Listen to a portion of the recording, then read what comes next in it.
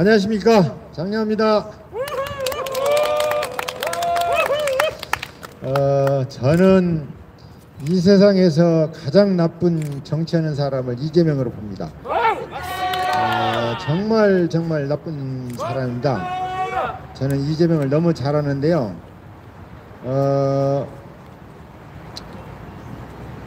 재작년이죠, 벌써? 재작년이죠.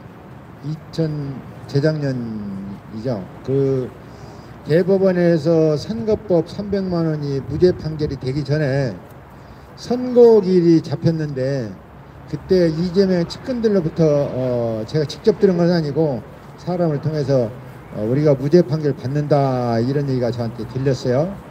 그래서 정말 이 새끼가 세게 로비했구나.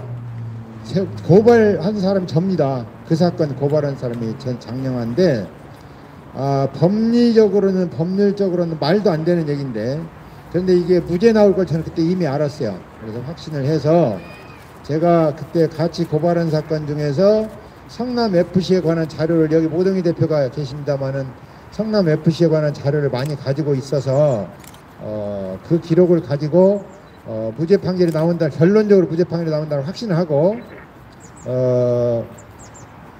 그때 이제 그 자유한국당 국회의원들 찾아다니면서 이건 뭔가 대응 조치를 해야 된다 이렇게 한 일이 있어요. 네 분을 찾아다니면서 그랬는데, 그때 당시에 반응이 뜨뜻미지근했어요. 많이 안타까운데 어쩔 수 없겠죠. 그런데 결과적으로 무죄 판결이 나온다.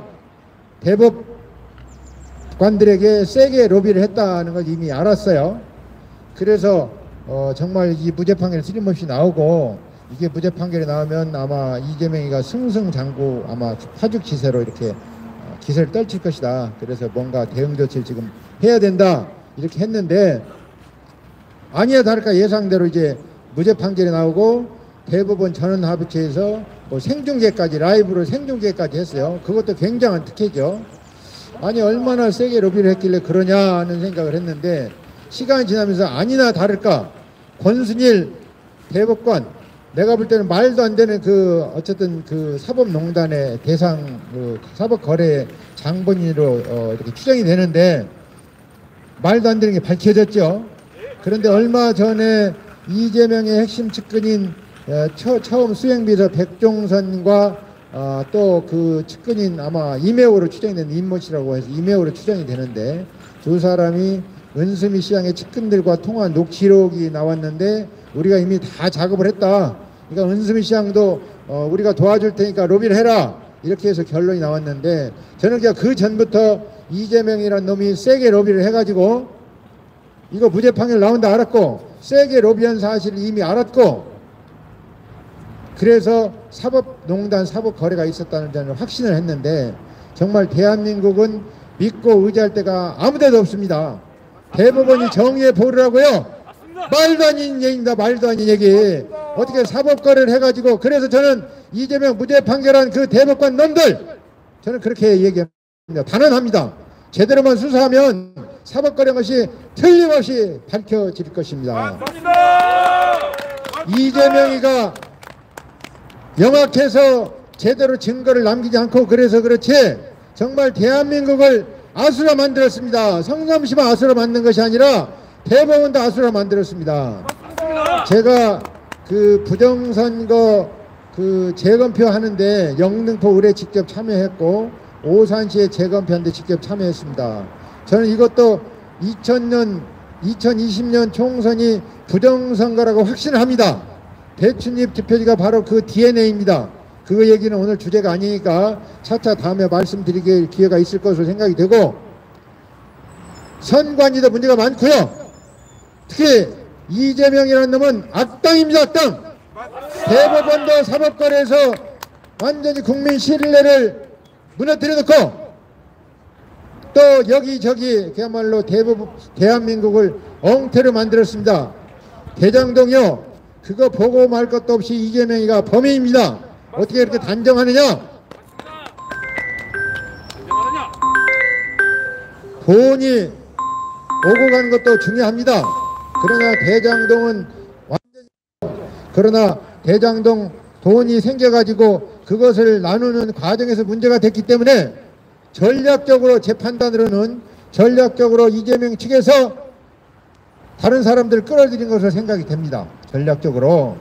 그런데 지금 700억 지금 김만배가 그랬지 않습니까? 700억 그분 것이다. 그분 것은 이재명이라는 사람이 거의 대부분 주인일 것으로 거의 확신합니다. 왜냐? 권력형 범죄에서 범인은 권력자가 범인입니다. 맞습니다. 대장동 사태에서 누가 권력자입니까? 유동규가 권력자입니까? 김만배가 권력자입니까? 거기는 중간에 피레미에 불과합니다. 모든 것을 이재명이 짰습니다. 그래서 권력자가 유동규나 김만배 권력에 천배 만배 이재명 권력을 가지고 있었습니다. 권력자가 바로 범인입니다. 명확하기 때문에 제대로 지금 본격적으로 검찰 김호수 검찰총장도 저는 구속해야 된다고 생각하는 사람입니다. 제대로 수사를 안 하고 무슨 그런 사람이 검찰총장입니까? 지금 와서서 정권이 바뀌게 생겼으니까 엊그제 며칠 전에 윤석열 후보가 대통령 당선되니까 이제서 뭐 법과 원칙에 따라 하겠다고요? 법과 원칙을 엿써먹었습니까? 이런 사람도 지금 사퇴를 하고 구속이 돼야 됩니다. 성남지청의 박은정 구청장 성남FC 문제를 그렇게 방해하고 성남FC 문제도 제가 고발한 당사자입니다. 그거 유죄가 분명합니다. 오죽했으면 박하영 차장검사가 이거 말이 되지 않는다, 제대로 수사해야 된다 해서 사표를 냈겠습니까? 박하영 차장검사 같은 분은 지금 이제 사직을 했으니까 차장검사가 아니고 이제 변호사 자격을 가지고 아직 변호사 개업을 안 한 것을 압니다만은 이런 사람이 바로 의인입니다. 제가 굿바이 이재명을 썼습니다만은 친형 동생 이재명과 친형 이재선 사이의 문제니까 이것이 사생활이라고요. 천만만만의 말씀입니다. 왜 사생활이 아니냐? 시장의 공권력을 남용해서 친형을 정신병원에 보내려고 했기 때문에 이건 사생활이 아닙니다. 맞습니다. 그럼에도 불구하고 이재명 측이나 일부 몰직하간 언론인들이 사생활이라고 하는데 천만만만의 말씀입니다. 저는 공식적으로 차기 성남시장은 이재선 가족들과 또 정신병으로 납치된 김사랑에 대해서 시장 입장에서 공식적으로 사과를 해야 된다고 생각합니다. 그리고 그 명예를 회복할 수 있는 공식적인 조치를 해야 된다고 생각을 합니다. 여러분, 이재명을 빨리 그야말로 정치권에서 몰아내고 감방으로 학교로 보내야 대한민국의 정의가 실현될 수 있고 그렇습니다. 지금 시중에 어떤 얘기가 들리냐면 제가 이런 얘기를 어제 들었습니다. 이재명이가 절대 성남시장을 민주당이 뺏기면 안 된다. 수단 방법을 가리지 않고 민주당이 차지해야 된다. 이런 얘기를 했다는 얘기를 제가 들었습니다. 사실인지 모르겠습니다. 저한테 전해준 사람이 있었습니다. 근데 저는 사실일 걸로 믿습니다. 왜냐?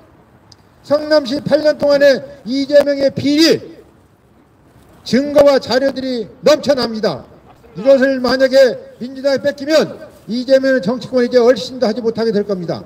그래서 이재명이가 그런 생각을 가지고 있다는 얘기를 들었습니다. 지금 민주당으로 출사표를 던진 사람들, 저 사람들 가지고는 안 되기 때문에 센 사람을 내려보내야 된다. 제가 이런 정보를 들었습니다. 저는 사실 걸로 추정합니다. 시민 여러분, 우리가 이번에 똘똘 뭉쳐가지고 윤석열 후보를 대통령 당선시켰습니다마는 성남시도 우리가 성남 시민들이 정신을 차려야 됩니다. 민주당이 정권을 뺏어와야 은수미 4년, 이재명 8년을 싸그리 다 청소하고 성남시정을 바를 수 있습니다.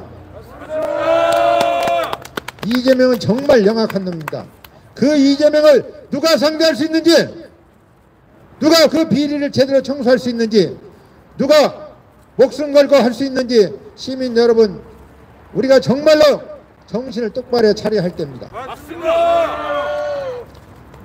제가 본래 여기 나올 생각으로 나온 것이 아니고 지나가다가 우리 동지 여러분들이 고생하셔서 이 자리에 섰으니까 오늘 이 정도 하고 다음에 기회 되면 또 자세한 말씀 드리도록 하겠습니다.